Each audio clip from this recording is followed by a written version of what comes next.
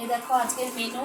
আজকে এটা দিয়ে মাশরুম ডাল হবে। এখানে আমি ছোটো ছোটো করে কফি, তারপর হলো গাজর, বিনস, মটরশুঁটি নিয়ে নিয়েছি, এটা ভাজা করতে হবে। আর এই দেখো কিছু ছোটো ছোটো আলু নিয়ে নিয়েছি, এটা সেদ্ধ করে পনির হবে। আর এখানে কালার ডাল বসিয়ে দিয়েছি, কালার ডাল হবে আজকে। আজকে নিরামিষ, শনিবার। আর বাইরে কাজ হচ্ছে, মানে ঘর দুয়ার ঠিক হচ্ছে আর কি। আসলে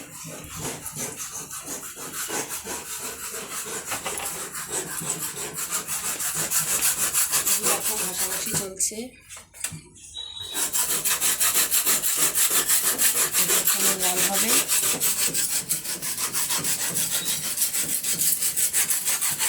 বাড়িঘর পুরো ছেঁড়া বেড়া।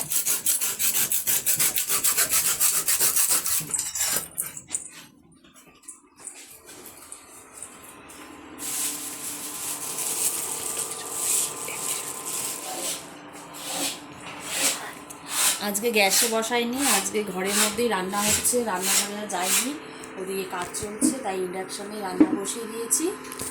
আর দেখে একটু বেগুন ভাজা কেটে নিই, ডালের সাথে বেশ গরম গরম বেগুন ভাজা।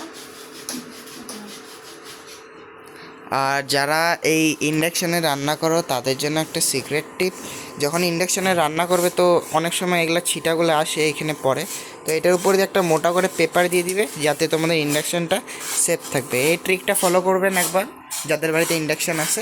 অবশ্যই অবশ্যই এই প্রসেসটা অ্যাপ্লাই করবে, তাহলে ওভেনটা একদম নোংরা হবে না, পরিষ্কার থাকবে।